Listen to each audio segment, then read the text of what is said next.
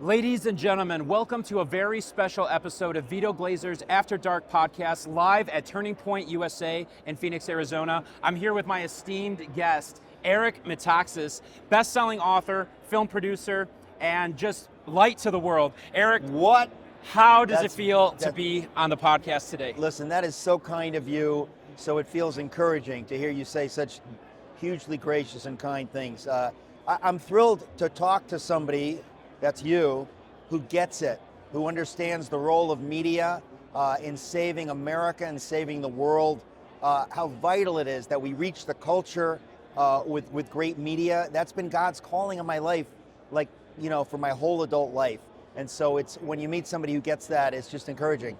Well, I'm grateful for your encouragement as well. And for those viewers that are watching my show here that might not be familiar with your work, Can you tell us a little bit about a couple of the bodies of work that you're most proud of, that you think have had the most impact, that people should be checking out? Well, a lot of people know me from Socrates in the City. It's something I've been doing for over 20 years, really. It's amazing. But SocratesInTheCity.com, I interview people. It's usually long form, kind of like a PBS kind of thing. But we talk about the big questions, and it's always pointing to God, but it's not necessarily on the nose. But we're launching a streaming platform called Socrates Plus, where we've got a lot of our programs and new programs on there. But reaching the culture through Socrates and City over the years, literally millions of views of some of these conversations. And I think to myself, who knows who's being influenced? Who knows who's watching it? Because you can't really find this stuff anywhere else. And that's why we launched Socrates in the City. But that's a huge thing. A lot of people know me from that. A lot of people know me from my books, mostly my Bonhoeffer book. That was a million seller. A feature, $28 million feature film on the story of Bonhoeffer is coming out at in less than a year. Amazing. And that's been a huge labor for years and years and years to tell the story of Bonhoeffer. So that is unbelievably exciting. That's Angel Studios is distributing that. So there's so many different things that I've done. A lot of people know me from my radio show or my TV show, but oftentimes it's people that have read my books that they say that, I read your book like 5 years ago and it really moved me to love America or whatever. And I think that's a dream come true when you hear somebody say something like that. Yeah, and as soon as we met, I was first introduced to you at the Investor Breakfast with Charlie Kirk randomly, and as soon as we met, I was so impacted by the conversation we had, I went home and I ordered Bonhoeffer on Amazon, and it's an amazing piece of work. I mean, it's longer than the Bible pretty much, so it's a big one. That's not true. It's been translated into 20 languages, and as I said, it sold over 1 million copies because, look, let's be blunt. The story of Bonhoeffer is a mind-blowing, inspiring story. That's why people are hungry for true stories that are inspiring. And I can't tell you how many people have said to me that book changed their life. Now, it's not the book, it's his life. It's his story that is changing the lives of other people. And so the Bonhoeffer story continues to resonate. And, it's something that is drawing people to God, to wanting to be courageous. What could be better than that? And I can't pretend that it was like my idea years ago. Somehow God led me to tell the story of Bonhoeffer, and now I see the results, but I cannot pretend that it was all my idea. And going farther than that, the new book that I just wrote called Letter to the American Church, it's only because I wrote the Bonhoeffer book that I wrote Letter to the American Church, which is out as a documentary film, coming out like in a couple of weeks. But the story of Bonhoeffer is a story for our time. And when I wrote it, I didn't know that. God knew that. And so the parallels to what happened to the German church with Bonhoeffer to where the American church is now are stunning. And that's why I wrote Letter to the American Church, because what happened then is happening now and people need to wake up.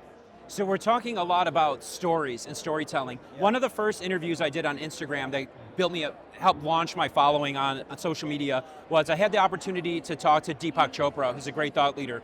And I thought I was going to stump him with this great question. I said, Deepak, what is the meaning of life? What is the purpose of life? And he told me the purpose of life is to share your story. If you're a one-celled amoeba, you're just passing on your DNA. That's your way of telling your story. Yeah. But if you're a human being, you can share your story from the stage and in book and in film. And that's why we hold actors to such high regard, and we hold movie and film creators to such high regards. How did you first get into telling stories, and how did you get to where you are today as a storyteller? It's so fascinating because people say like, oh man, you're a storyteller, you're great at storytelling. It never ever occurred to me that I would even want to do that. It's the weirdest thing. I mean, really, I knew I wanted to be a writer. When I was at Yale, I was an English major. I had not yet become a Christian or a conservative. And I was so lost. What am I going to do? What stories am I going to tell? What books am I going to... And when God came into my life, he led me on this path. And part of that path was in 2006, somebody came to me and said, would you write a biography of William Wilberforce? Because there was a movie coming out called Amazing Grace, the story of the great William Wilberforce. When he became a Christian, he said, I want to take my faith into politics and I want to lead the battle against the slave trade, this wicked thing. And so I said, so you're asking me, do I want to write a biography of this guy? I've heard about this guy, he's a real hero. Let me think about it. So I thought about it, I prayed about it, and suddenly I find myself writing this biography of one of these great, great heroes. And as I was doing it, if you had said to me any time before that, Eric, do you think you will ever write a biography? I would say, I can guarantee you I will never write a biography. So it was in the course of writing my book, Amazing Grace, about Wilberforce, that I realized, you know, this is important on many levels. First of all, I realized God has given me a gift to do it. I didn't know that. But, you know, that book was my first New York Times bestseller, and I thought, I can write in a way that people actually want to read it, because there's a lot of books about Wilberforce that you don't really want to read it, even though he's amazing. And it was in the course of that I realized, okay, so God has given me this gift of storytelling, and it communicates ideas better than anything else, because when you tell a story, especially a biography, people resonate with it. They pick it up kind of as they're being entertained, as they're following the story, they're picking up these ideas. So you don't need to talk about the ideas, you just need to tell the story. Absolutely. And so people kept saying like, oh, the Wilberforce book inspires me. Are you ever going to write another biography? I was like, I don't think so, I don't know. That's when I wrote the Bonhoeffer book. And suddenly I realized these stories inspire people. These stories change lives. And it's not like I set out to change lives. I just thought people need to know this story. It's an important story. It's a heroic story. But I realized that God uses the lives of people, oftentimes in book form, in movie form, in TV form, to move people, to change people. And that is something that, again, if you had said to me a number of years ago, you know, are you interested in this? I would say, nah, I don't, you know. So a lot of the stuff that happened to me in my life, it was God in my life. It was not me thinking, hey, I got a great idea. Yep. Well, and you touched on something that I want to talk about with our audience here. So you said you were at Yale. You weren't a conservative yet. No. You weren't a Christian No. yet. As you know, I'm in Hollywood. I'm in the trenches. I've always been kind of a conservative in Hollywood. Yeah. And that's, at first it went against me, now it's working for me. But for you, how did that journey go for you? When did you realize that as a creator? Because usually authors and artists and producers, they tend to lean liberal. They almost feel pressured to be liberal. I was. So how did you realize that you wanted to become a conservative and support conservative movements like Turning Point USA and do conservative projects? And how did you overcome your fear of being canceled or being ostracized by the creative community? It's pretty simple. I can take no credit. This is a miracle in my life. Around my 25th birthday, God spoke to me in a dream. If you go to my website, ericmetaxas.com, there's a video. I wrote about it in my book, Miracles. I wrote it in a more recent book called Fish Out of Water. God sovereignly, miraculously, supernaturally intervened in my life. I was lost. I was like afraid, like you said, like, I don't know, Christians, I don't, you know, God needed to get a hold of me. And I was in enough pain that I was kind of like, God, if you're there, like, help me. But I didn't know he was there. He spoke to me in a dream. I've told that story many times. I told that on the Jordan Peterson podcast that people go to my Instagram, I think it's on there, but it was absolutely miraculous. I went to sleep one night not knowing if God is real, not knowing if you could even know if maybe he's real, but we can't know. And he spoke to me and it just changed my life literally overnight. So before you know it, like you can't go back. Like I've become a Christian and now, you know, all my friends from Yale are like, what happened to you? What happened to you? And I was like, you know what? I'm sorry, but there's nothing I can do about this. Sure. I can't go back. I can't apologize to you. I can put the best face on it possible. I'll try to explain it to you, but I cannot deny what I now know. It's not like I have a theory. I know God is real, the Bible is true, Jesus is Lord. It's like once you know that, you're stuck. Yes. And I started moving conservative pretty quickly. I started saying that I believe these things, and it's been a real process for me. I've become more and more and more outspoken as a conservative because I see what's happening in the world. I've seen that many people in the church are afraid of being political, and I'm thinking, guess what? You need to get political. You need to understand God wants you to bring your faith into every sphere, not to keep it in some theological box. And frankly, that's what Letter to the American Church is about, the documentary Letter to the American Church. People can see the trailer, lettertotheamericanchurch.com, because Christians need to understand God calls you to take your faith into every sphere. And if you're going to some church that's not doing that, that's sitting on the sidelines, you're guilty of allowing everything to go to hell, figuratively and unfortunately also literally. So that's a great point, and that's a great transition into this next part of the conversation I want to have. When we first met, we were at Charlie Kirk's Investor Breakfast. I think it was actually at the last America Fest. Yeah. And one of the things that I've been telling right-wing and conservative organizations for a long time is that we have to stop creating within an echo chamber. So what happens is right-wing production companies have stepped up, and Turning Point is amazing about the content they create, but a lot of the content that is created only appeals to people that are on the right already. So what we really need to do is start creating content that just brings people in from the middle. And that is exactly God's calling on my life. Exactly and I'm with you 100%. Absolutely. I think that's why we resonated. I wanted to get that documented because I wanted to explain to people how I seen in Hollywood, how I seen evil powers coming in. I seen the CCP coming in, and they bought all the movie studios. I seen them buy Forbes magazine. I seen them buy all the media houses. But they didn't just come out and hit us with transgenderism. They didn't come out and hit us with all the far left stuff. What they did was they took content and franchises that American people loved. There you go. Disney is doing the same thing. All of them are doing the same thing. And they don't come out and make films like What is a Woman? And I love Matt Walsh, and I love his film, What is a Woman? But that movie is not bringing anybody from the center over. It's only, even I'm on his side, and I'm like, I'm so tired of these talking points. I don't need to hear it again. I'm already on your side. But what I noticed with the, like, for example, the movie studios, Boss Baby, right? Alec Baldwin, great franchise. They've got great movie. Americans love to be entertained, educated, and they want their personal financial situation to be improved. That's really all they care about. You got 5% extreme left, 5% extreme right, 90% in the middle somewhere. And what China did and what the powers that are against America did is they took franchises we love, and I use Boss Baby as an example because it's so obvious. Boss Baby 1, we love it, we take our kids to it. Boss Baby 2, it's amazing, it's a great sequel. Boss Baby 3, the baby's transgender. And that's how they integrate their thought process into the culture war. So what can we as film producers do to make content that resonates with our values, but also doesn't alienate people that don't already think like us? And how can we bring people from the middle onto our side? That is absolutely, this is why we resonated when we met. That's exactly what God has called me to do. And I've already done it in my books. In my book on Bonhoeffer, my book on Martin Luther, my book, I wrote a book called Is Atheism Dead? All those books I wrote to reach people that they don't know what they believe. They're not already where we are. Now, maybe most of the people who buy the book will already be where we are, but I wrote all of my books, except for the Letter to the American Church, which is specifically aimed at the church, but every single book that I wrote is aimed at those people who don't share our values, to try to bring them along a little bit.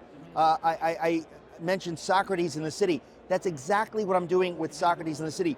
And frankly, a lot of people don't know how to do that. So if you know how to do that, you know how to do that, I know how to do that, maybe because I went to Yale, I grew up in New York City, I can speak the language of the people that aren't where we are.